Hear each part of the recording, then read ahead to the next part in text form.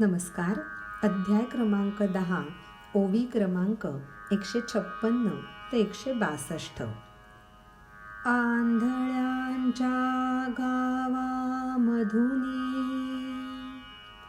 प्रकटला जरी खुद्द रवी,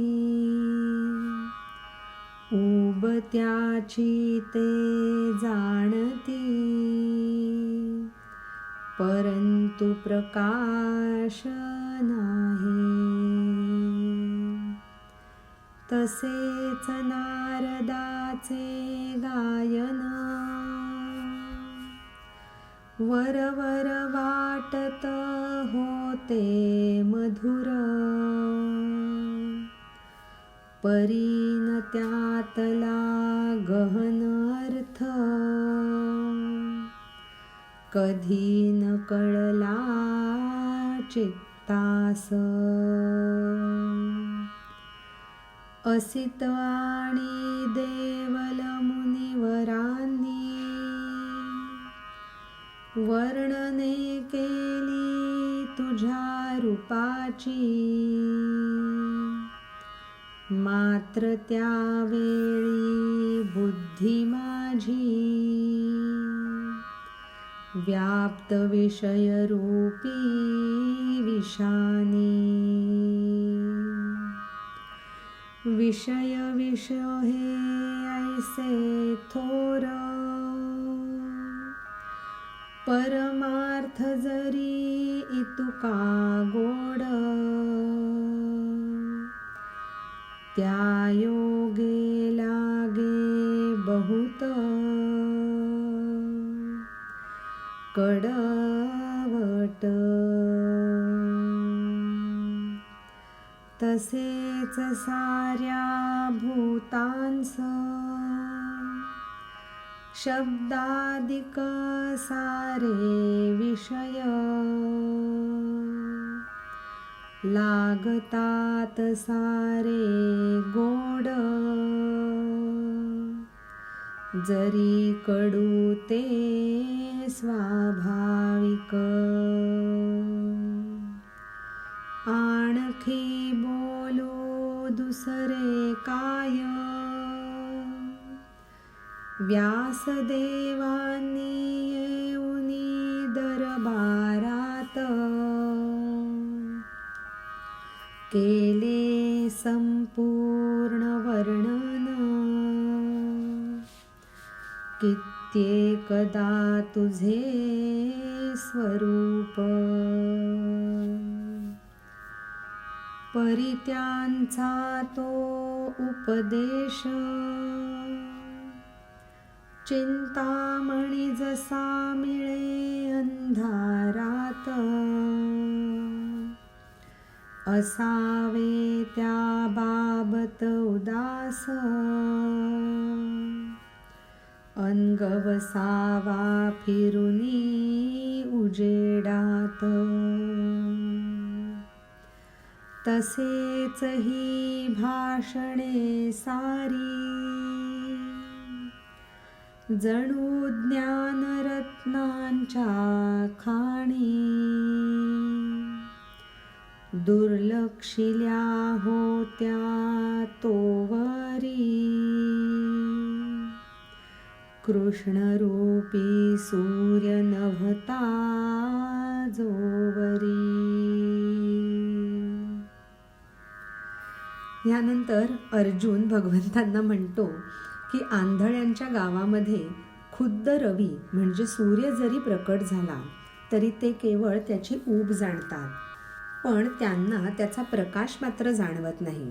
तसंच नारदाचं गायन वरवर मधुर वाटायचं, पण त्यातला गहन अर्थ आमच्या चित्ताला कधी कळलाच नाहीत. असित आणि देवल मुनिवरांनी आत्तापर्यंत तुझ्या रूपाची अनेक वर्णने केली, पण त्यावेळी माझी बुद्धी मात्र विषयरूपी विषाने व्याप्त झाली होती.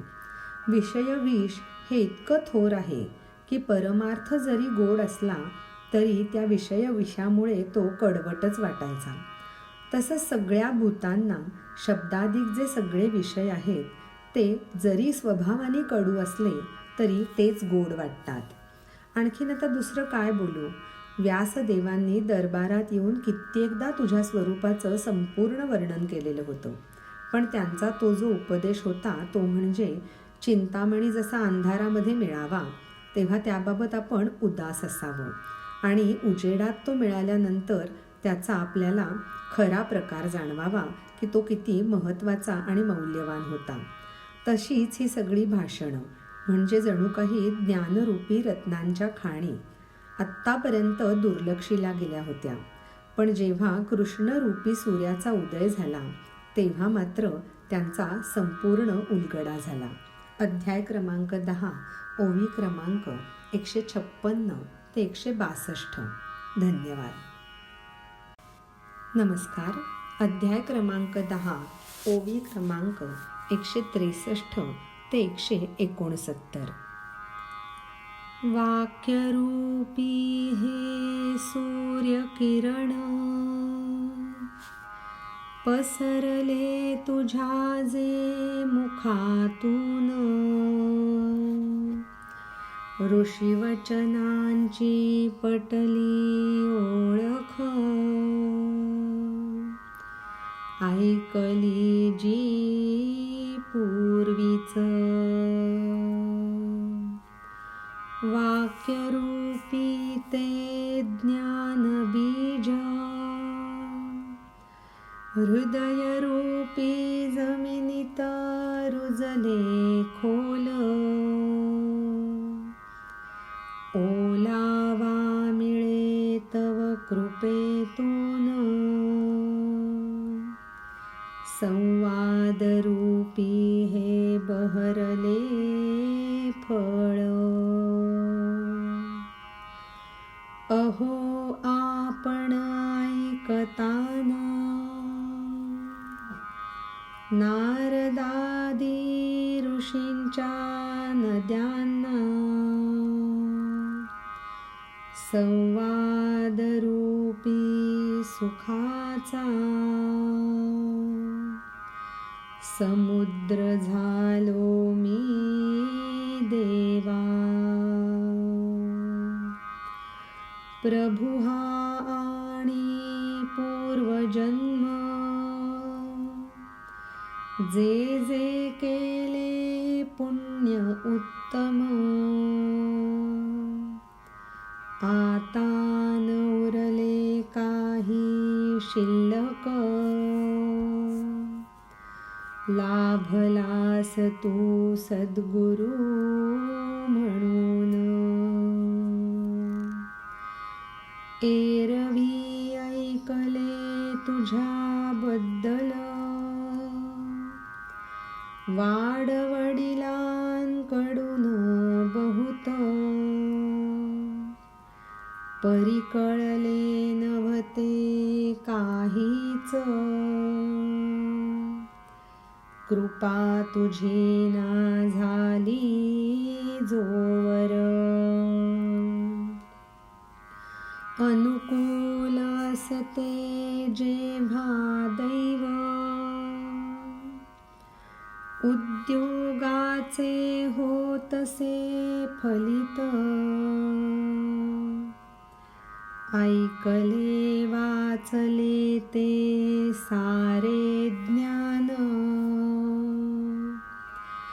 गुरुकृपेने झाले फलरूप.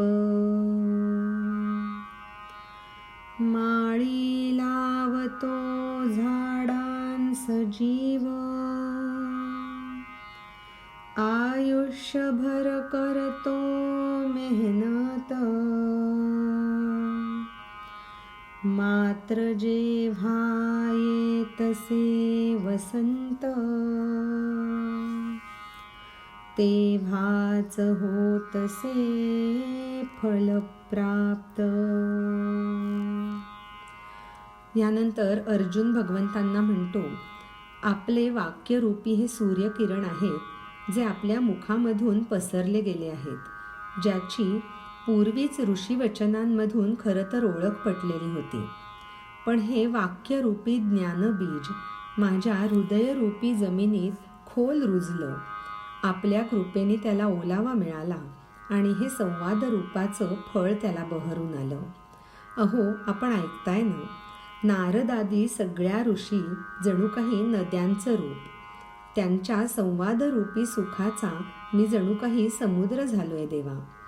प्रभू, हा आणि माझा पूर्वजन्म, त्यामध्ये जे जे उत्तम पुण्य मी केलं, आता काहीच शिल्लक उरलं नाही, म्हणूनच आपण मला सद्गुरू म्हणून लाभलात.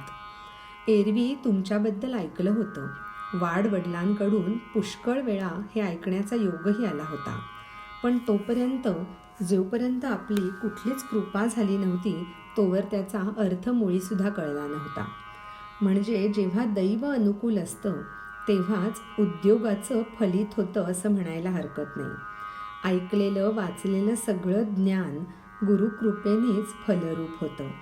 माळी झाडांना जीव लावतो, आयुष्यभर मेहनत करतो, मात्र जेव्हा वसंत ऋतू येतो तेव्हाच त्या वृक्षांना फळांची प्राप्ती होते. अध्याय क्रमांक 10, ओवी क्रमांक 163 ते 169. धन्यवाद. नमस्कार. अध्याय क्रमांक 10, ओवी क्रमांक 170 ते 177. विषमज्वरास पडता आराम, गोड पदार्थ लागती गोड, योग्य ठरते भस्म औषध, जेव्हा होतसे निरोगी देह, अथवा जेव्हा चैतन्य प्रवेश करते शरीरात, इंद्रिय वाचा तसेच प्राण, याचे होतसे सार्थक. जे जे केले शास्त्राध्ययन, योगादि जो केला अभ्यास, साधनेही म्हणावी तेव्हाच, जेव्हा मिळे गुरु अनुकूल. कळता भगवंताचे रूप, निश्चयाचा होता आनंद.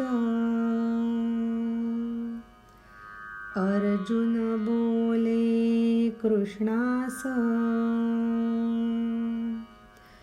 पटले देवा तुझे मज. कैवल्याचा तू मालक, दैत्य अथवा देवांस, तुझे न होई आकलन. आला मजयाचा प्रत्यय, देवा तुझा उपदेश, तू प्रकटल्या वाचून. जाणेल आपुले आपण, शक्य नाही हे निश्चित. आपला केवढा विस्तार, जाणत नाही आकाश. पृथ्वी न जाणते आपण, आहोत किती भरीव. तसेच तुझे सामर्थ्य, लक्ष्मीपती तू सर्वज्ञ. वेदादिक बाकी सर्व मिरवून म्हणती जाणतो आम्ही देव. यानंतर अर्जुन पुढे म्हणतो, विषमज्वरामधून आराम पडला म्हणजेच गोड पदार्थ गोड लागतात, नाहीतर कुठलाही पदार्थ खाल्ला तरी तोंडाला कडवटपणा असतो. जेव्हा देह निरोगी होतो तेव्हाच भस्म किंवा औषध योग्य ठरलं असं मानलं जातं. तसंच अरे देवा, जेव्हा शरीरामध्ये चैतन्याचा प्रवेश होतो तेव्हाच इंद्रिय, वाचा आणि प्राण ह्या सगळ्याचं सार्थक होतं. जे जे शास्त्र अध्ययन केलेलं असतं, योगादी जो जो अभ्यास केलेला असतो, ती साधनं तेव्हाच उपयुक्त ठरतात जेव्हा अनुकूल गुरु प्राप्त होतो. भगवंताचं रूप कळणं म्हणजे सगळ्या निश्चयाचं आनंदामध्ये परिवर्तन होणं. अर्जुन भगवंतांना म्हणतो, देवा, आता आम्हाला तुमचं हे बोलणं पटलं. कैवल्याचे आपण मालक आहात. दैत्य आणि देवांना आपलं आकलन होणं शक्य नाही याचा मला आज प्रत्यय आला. देवा, आपला हा जो उपदेश होता त्यावरून असं लक्षात आलं की आपलं प्रकटीकरण झाल्याशिवाय आपल्याला कोणीही जाणून घेणं शक्य नाही हे निश्चित. आपला विस्तार किती आहे हे आकाशाला कधीच समजत नाही. तसंच पृथ्वीलाही आपण किती भरीव आहोत हे कळत नाही. आपलं सामर्थ्य, लक्ष्मीपती, तुम्ही सर्वज्ञ आहात. तेव्हा वेदादी सर्वजण कितीही मिरवून म्हणू दे की आम्ही देव काय आहेत ते जाणतो, पण आपलं सामर्थ्य हे अचाट आणि अफाट आहे हे नक्की. अध्याय क्रमांक 10, ओवी क्रमांक 170 ते 177. धन्यवाद. नमस्कार. अध्याय क्रमांक 10, ओवी क्रमांक 178 ते 182. कसे हरवावे चपल मनास, कसे घ्यावे वाऱ्याचे माप, कसे व्हावे मोकळे मायेतून, केवळ हातांच्या जोरावर. तसेच असे अशक्य करून घेणे तुझे ज्ञान. तूच जाणसी केवळ तुझे स्वरूप. तूच जाणसी आपुल्या आपण, तूच देसी ज्ञान दुसऱ्यास. पुसून टाक तू एक वार आर्तल लाटीचा माझ्या घाम. निर्मियसी प्राणी मात्रा सकल, त्रिभुवन रूपी हत्तीचा करसी नाश. देवदेवतांना तू असशी पूज्य, श्रीकृष्णा तू जगन्नाथ. पाहता तुझे हे थोरपण, लागेल का सांग निभाव. कुणाचा तुझ्या समोर विचार पडे हा मनास. मग घाबरून मनातून विनविले जर नाही तुझ. कळेल का मग सांग तुझे हे स्वरूप. ह्यानंतर अर्जुन श्रीकृष्णाला विचारतो, आपणच आपल्या अत्यंत चपल असलेल्या मनाला कसं बरं हरवावं? वाऱ्याचं माप कधी मोजता येतं का? किंवा या मायेमधून कधी असं मोकळं तरी होता येतं का? तेही केवळ हातांच्या जोरावर. तसंच आपलं ज्ञान करून घेणं हे केवळ अशक्य आहे. तूच स्वतः तुझं स्वरूप जाणतोस आणि असा तू स्वतःचं ज्ञानही दुसऱ्याला करून देत असतोस. मी अत्यंत आर्त झालेलो आहे आणि माझ्या कपाळावरती जो घाम आलेला आहे तो आपण एकवार पुसून टाकावा. सगळ्या प्राणीमात्रांना निर्माण करणारे आपण, त्रिभुवनरूपी हत्तीचा नाश करणारे आपण, सर्व देवदेवतांना आपण पूज्य. हे श्रीकृष्णा, जगन्नाथा, असं हे तुझं थोरपण. त्याच्या पुढे कोणाचा निभाव कधी लागेल का? आपल्यासमोर हा विचार मनाला पडतो आणि मग मनातून घाबरून जाऊन असं वाटतं की मी जर आपल्याला आत्ता विनवलं नाही तर आपलं हे स्वरूप मला कधीच कळणार नाही. अध्याय क्रमांक 10, ओवी क्रमांक 178 ते 182. धन्यवाद. नमस्कार. अध्याय क्रमांक 10, ओवी क्रमांक 183 ते 190. नद्या समुद्र पाण्याने तुडुंब, परी कोरडे ते चातकास, मेघातुनी जो थेंब पडे थेट, तेच त्याचे जीवन. गुरु असती घराघरातून,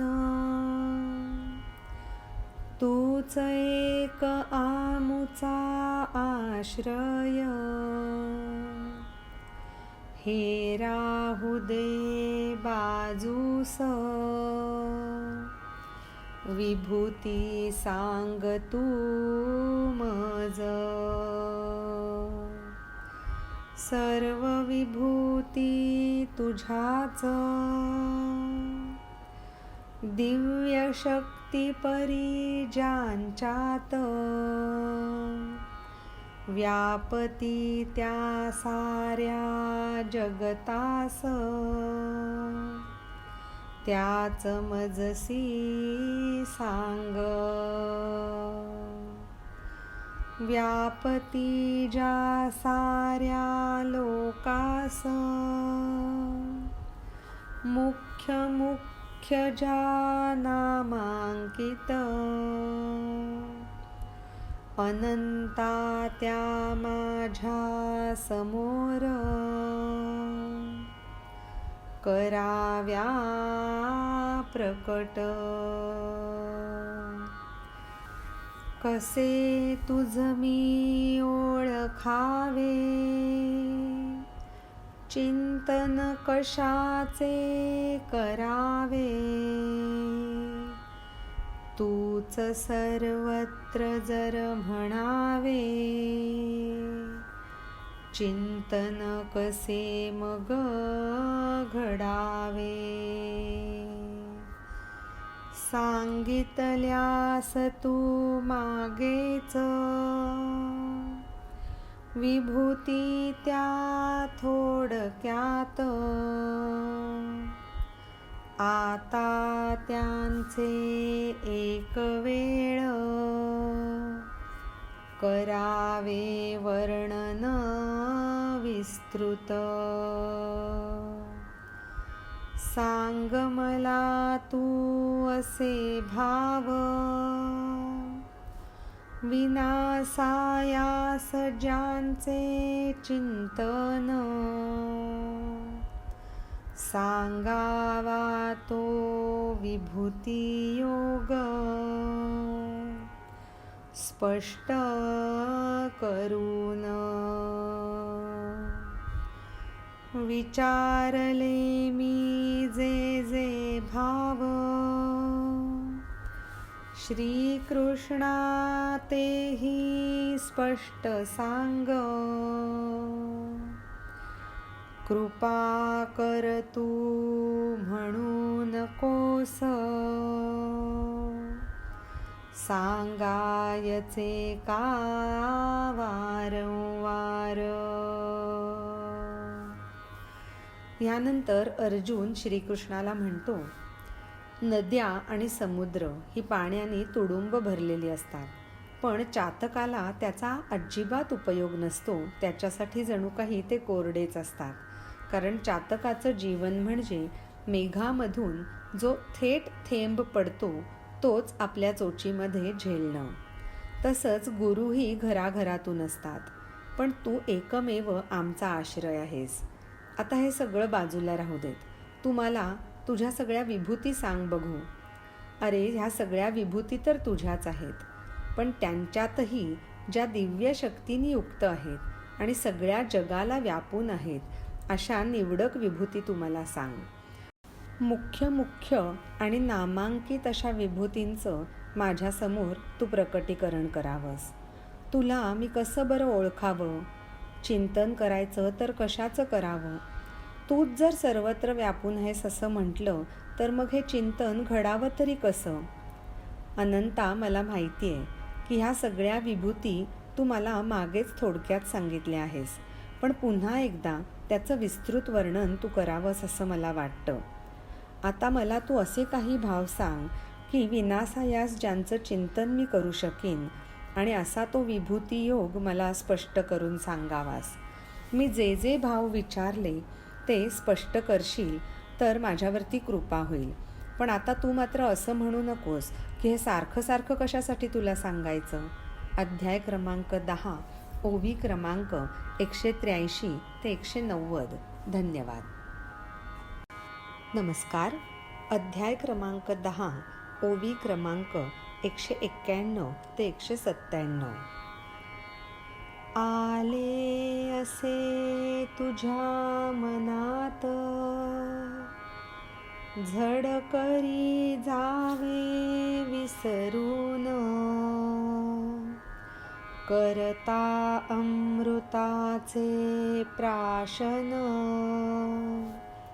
नान म्हणती सामान्य जन.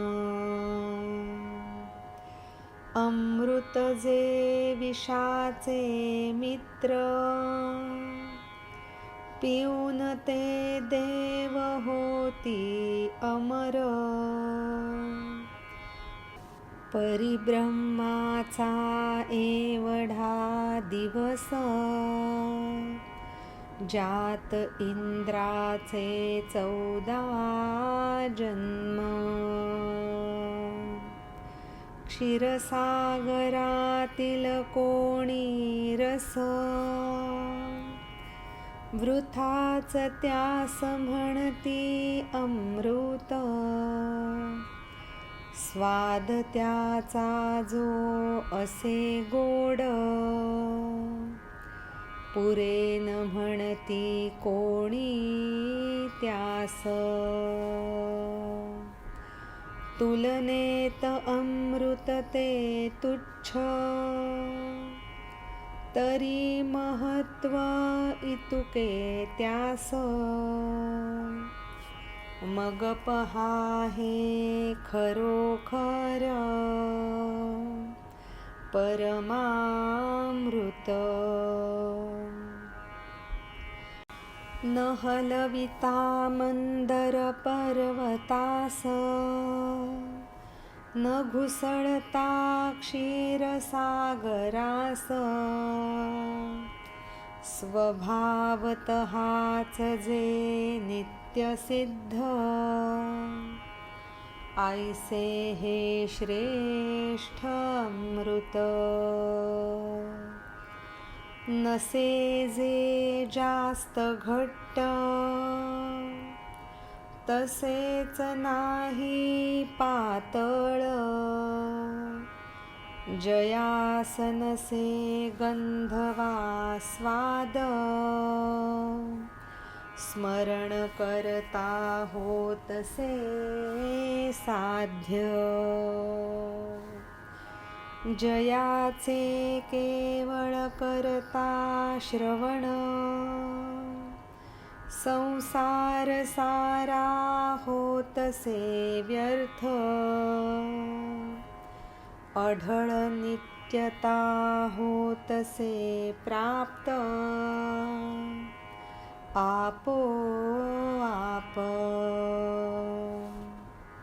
अर्जुन श्रीकृष्णाला म्हणतो, मी जे जे भाव तुला विचारेन ते ते तू मला स्पष्ट करून सांग. आणि पुन्हा पुन्हा काय विचारतोस असं तुझ्या मनात जरी आलं तरी विसरून जा. कारण अमृताचं प्राशन जर कुणाला करणार का विचारलं तर सामान्य लोक त्याला नाही कशाला म्हणतील. तर अमृत हे खरं तर विषाचं मित्र, म्हणजे विष आणि अमृत ही जोडी. पण अमृत पिऊन सगळे देव अमर होतात. पण परब्रह्माचा एवढा मोठा दिवस असतो की ज्यामध्ये खुद्द इंद्राचेही 14 जन्म घडतात. क्षीरसागरामधलं कुठलं तरी रसद्रव्य, त्याला उगीचच अमृत म्हणतात, ज्याचा म्हणे स्वाद अगदी गोड असतो. आणि त्यालाही कोणी पुरे म्हणत नाही, जेवढं मिळेल तेवढं हवंच असतं. ज्याच्या तुलनेत अमृतही तुच्छ ठरेल असं हे परमामृत, जे तुझे बोल. मंदर पर्वताला न हलवता, क्षीरसागराला न घुसळता, स्वभावतः जे नित्य सिद्ध आहे असं हे श्रेष्ठ अमृत, जे जास्त घट्ट पण नाही आणि जास्त पातळ पण नाही, ज्याला ना कुठला गंध ना कुठला स्वाद. केवळ स्मरण केल्याने जे साध्य होतं, जे प्राप्त होतं असं हे परमामृत, ज्याचं केवळ श्रवण करता सगळा संसार व्यर्थ ठरतो आणि एक अढळ नित्य असं पद आपोआप विनासायास प्राप्त होतं. असं हे खुद्द परमामृत जे तू मला ऐकवतो आहेस. अध्याय क्रमांक 10, ओवी क्रमांक 191 ते 197. धन्यवाद. नमस्कार. अध्याय क्रमांक 10, ओवी क्रमांक 198 ते 204. जन्म मृत्यूची भाषा सकल, हरपून जातसे समूळ. अंतर्बाह्य जातसे वाढत, महासुख. सेवनाचा येता दैवयोग, पिणाराही होतसे अमृतमय. देतो सजर तू हे मज, नको म्हणेल का माझे मन. नावच तुझे आम्हास प्रिय, गाठ भेट अन जवळीक. आनंद भरे सांगता आपण, ज्ञानामृताचे बोल त्यात. सुखासया म्हणावे काय, कळे नै तुका मी आनंदित. जाणावे म्हणतो तुझ्या मुखातून, पुनरुक्ती जरी झाली येथ. सूर्यास म्हणावे का दगड, ओवळे म्हणावे का अग्नीस. वाहते रोज जे गंगाजळ, पारोसे म्हणावे का त्यास. आपुल्या मुखे जे आले बोल, अनुभवले जण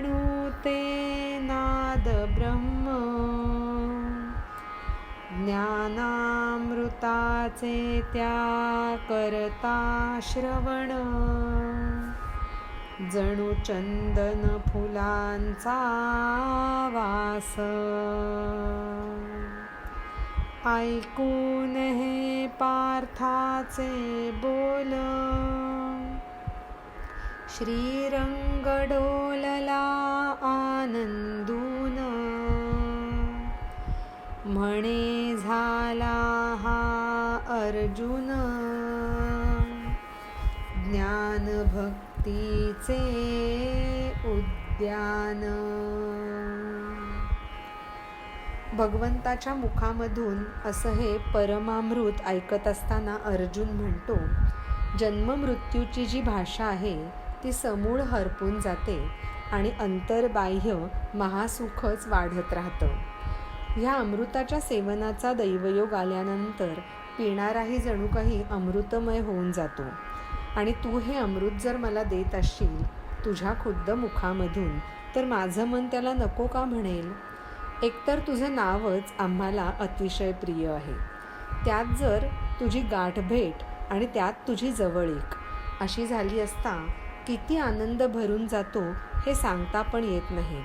आणि त्यात तुझे हे ज्ञानामृताचे बोल, ह्या सुखाला काय बरं म्हणावं कळत नाहीये, इतका मी आनंदित होऊन गेलोय. तुझ्या मुखामधून सतत ते जाणत राहावं असंच वाटतंय. मग जरी पुनरुक्ती इथे झाली तरीही चालेल. आता सूर्याला कधी कोणी दगड म्हणेल का? अग्नी जो खुद्द सगळ्याला शुद्ध करतो त्याला कोणी ओवळं म्हणेल का? वाहणारं जे गंगाजळ आहे, जे अत्यंत पवित्र समजलं जातं, त्याला कोणी पारोसं म्हणेल का? तसंच आपल्या मुखामधून जे बोल आले आहेत ते म्हणजे जणू काही नादब्रह्म अनुभवणं असंच आहे. त्या ज्ञानामृताचं श्रवण करणं म्हणजे जणू काही चंदनाच्या फुलांचा वास घेणं.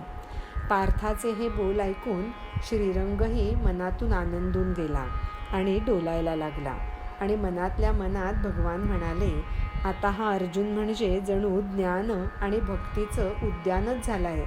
अध्याय क्रमांक 10, ओवी क्रमांक 198 ते 204. धन्यवाद.